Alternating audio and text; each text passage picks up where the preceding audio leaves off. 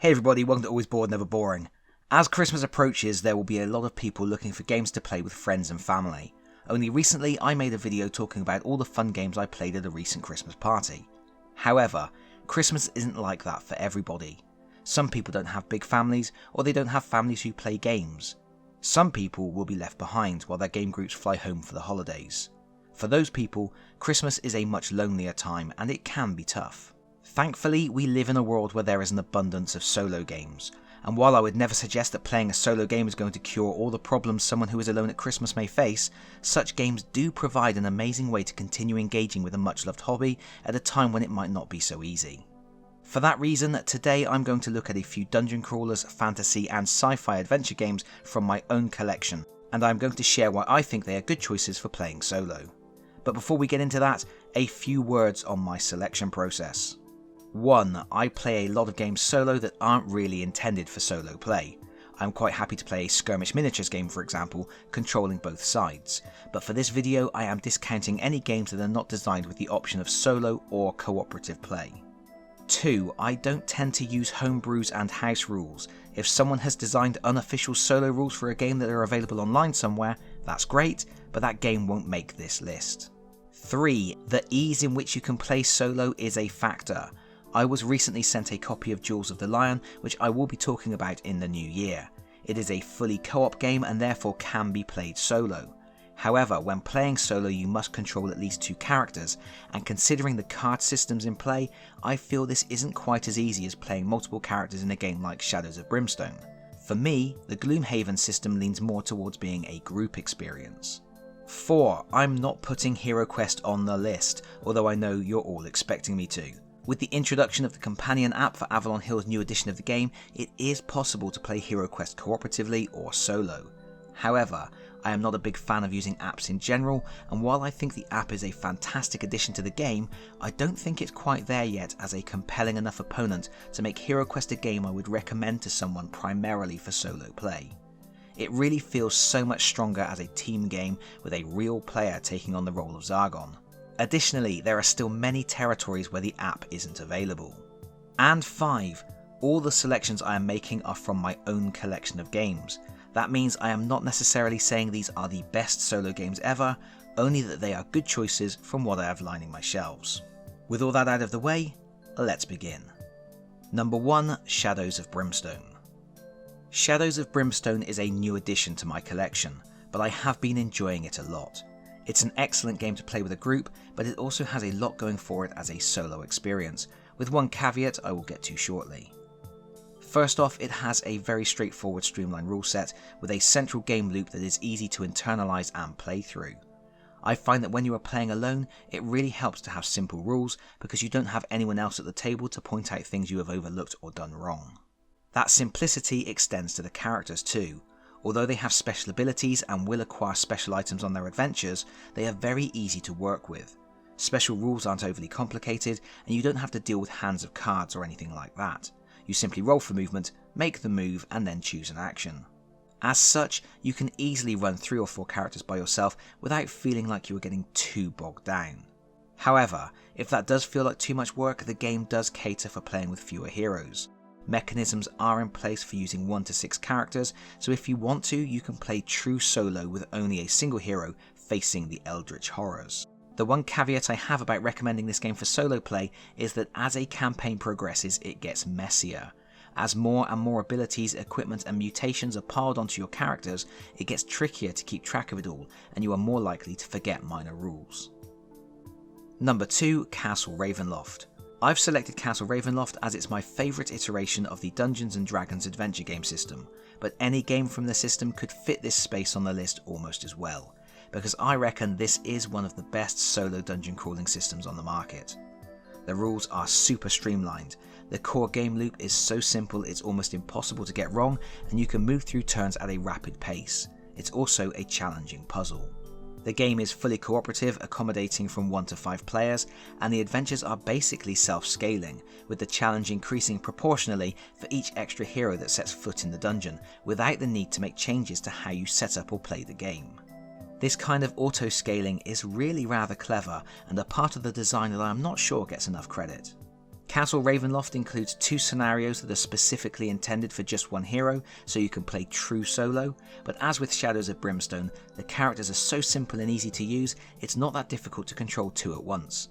Additionally, in Castle Ravenloft there is no extended campaign to worry about, and heroes don't tend to get loaded down with a lot of equipment, as most of the treasure you find is applied immediately and then discarded. Admittedly, controlling any more than 2 characters does start to get a bit more fiddly, and I would never want to control 4 or 5 at once. Number 3. Blackstone Fortress. Of course, you don't have to stick to a fantasy setting to get your solo dungeon crawling fix, as evidenced by Blackstone Fortress. I feel a little bad about putting Blackstone Fortress on the list, 1 because it's out of production, and 2 because while the base game is great, it really becomes spectacular when you add in all the expansions, which are now also out of print and stupidly expensive. But it is just too good not to include here. It's a fully co-op game for 1 to 4 players, set in the 40k universe where adventurers delve into the heart of an ever-changing alien craft in search of rare technology. It's a really exciting premise. I admit it's a fiddlier game than the previous entries on this list. The core gameplay isn't too bad, but there is a lot of setup and you have to manage different decks of cards and activities both on and off the alien craft. Additionally, the gameplay is scaled for exactly 4 heroes. While Games Workshop did create some army of 1 characters that are powerful enough to take on the Blackstone Fortress single-handedly, they are gimmick heroes, and the true intent is to always play with a party of 4. Fortunately, this works really well. The heroes are very straightforward. They are easy to control, have only a few special powers each, and they don't level up in any traditional sense. They will acquire new equipment, but that's the extent of it. I find that controlling all 4 heroes feels like I am in command of an elite tactical team dropped behind enemy lines. It's very satisfying to manoeuvre them all into position, to set up killing grounds to make mincemeat of approaching enemies.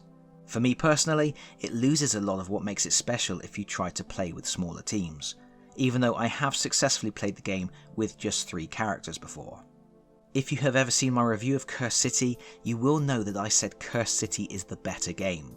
That was because of the more fluid gameplay, the faster pace, the more dangerous combat, and the gothic setting. But as Cursed City lacked real support from Games Workshop, Blackstone Fortress is the Warhammer quest I always go back to. Number 4. Aliens. Sticking with the sci-fi theme, but moving away from dungeon crawlers, I couldn't make a list of solo games that didn't include aliens from Leading Edge. The rules for this game claim it's for 1 to 9 players, and while that's not untrue, for me this game is a true solo experience. It's so clean and simple, the characters so basic, and the odds of survival so low, it doesn't feel like there's enough there for a large group to invest in. After all, nobody wants to play a game where they die on the first turn and then just sit around watching everybody else have fun. The game revolves around scenarios based on scenes from the movie, where you are allocated a group of Marines and you play against aliens that follow a very simple AI system with a random component. It's quick to play, incredibly tense, hard as nails, and a perfect recreation of the movie. While you will always be in control of a large group of characters, those characters really are just pawns that move and shoot and die. It's so easy to manipulate the whole squad single-handedly, and there's a really strong sense of being in command of a crack unit of Marines who have been caught in the worst position ever. The biggest downside is the game is long out of print and copies on eBay are exceptionally expensive considering the low quality of the components. I only have the core game myself. At least the core game and the expansion are quite easy to reproduce from online resources, so you can make your own print and play copy if you prefer. Number 5. Legends of Andor. Moving even further from dungeon crawlers and now swinging back around to the fantasy theme, we have the lovely Legends of Andor.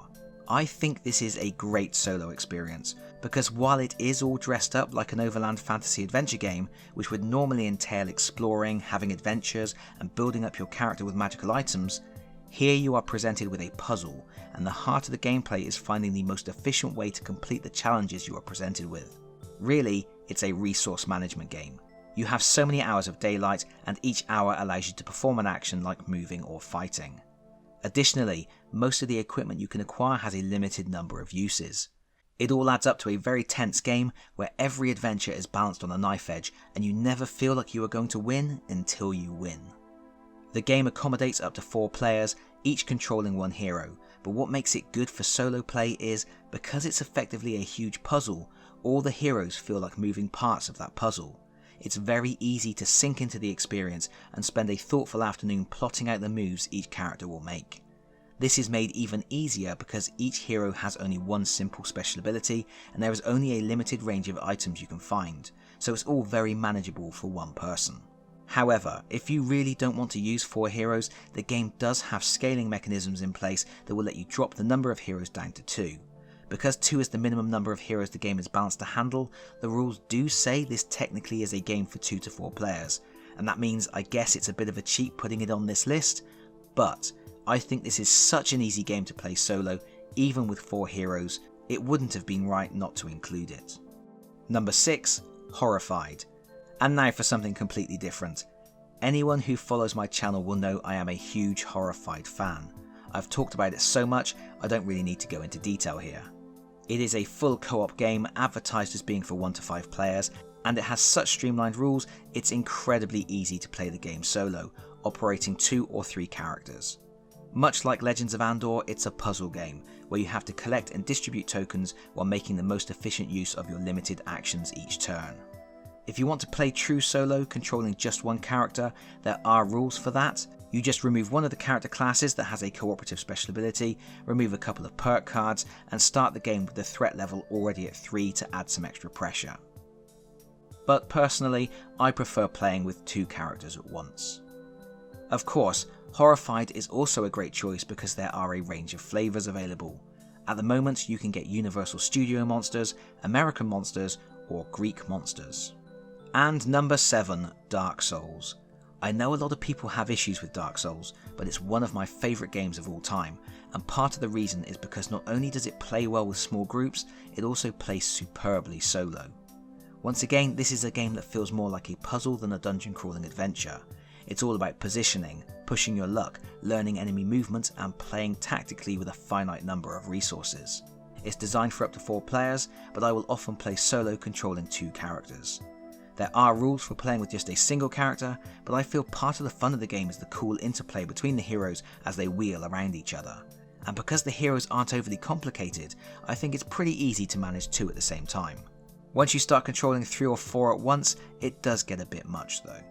Dark Souls certainly isn't going to be for everyone, but it is the game I continually go back to for solo play. Yes, games do run long, but when you have a whole evening to yourself, it's a wonderful game to immerse yourself in, and it gives you a real sense of achievement if you finally take down a boss. And that is it, 7 of my top picks for thematic and fun solo games. Before I go, I suspect there may be some people who are perplexed by the omission of certain games from this list. So let's go through a few honourable mentions and explain why they didn't make the cut. Most obviously, we have my favourite game of all time, Dungeon Quest. Incredibly easy to play solo and incredible fun. I play this game solo all the time, so why didn't I put it in this video? Mainly because as good as the game is solo, it really becomes something else when you play with friends. When you can poke fun at other players and laugh at the horrors befalling your friends, it really becomes a magical experience. Also, to get the most out of the combat system, you really need to be playing against someone else so you can get into the bluffing and mind games a bit more. Another obvious choice that didn't make the cut was Space Marine Adventures Labyrinth of the Necrons. I love this game and placed it in 16th place on my list of best games ever. It plays really well solo, it's really slick, quick and fun, and it's quite a compelling puzzle at times. However, I think it really needs both expansions to really open up all the game's potential, and those are increasingly difficult to find. Finally, there's Rangers of Shadowdeep, a superb miniatures game built from the ground up to be an engrossing solo experience. It's a top 10 game of mine, but for this list I really wanted to focus on out-of-the-box experiences, games you can buy and start playing almost immediately. Not everybody has all the miniatures and terrain necessary to get the most out of Rangers of Shadowdeep, so I nudged it off the list in favour of games that provide a more immediate and obvious point of entry. Honestly though, if I hadn't been so lazy and this had been a top 10 list instead of a top 7 list, these are pretty much the 3 games I would have added. So I guess I probably should have just added them, and I guess I kind of just did. But that really is it. Now I do appreciate I have rattled through these picks quite quickly. I have not gone into a huge amount of depth into the gameplay. In most cases these games have already been featured on the channel. You will be able to find playthroughs or reviews or deep dives into the rules. For this video I really did just want to focus on why I think they are really good choices for solo play. Hopefully there has been something here that has sparked your interest. Let me know your favourite solo games in the comments, because that is it from me for now. Thank you so much for watching. If you liked the video, please consider pressing the like button. If you really like the video, please consider subscribing if you don't already do so. And hopefully, I'll see you all again very soon. Bye bye everyone. Bye bye.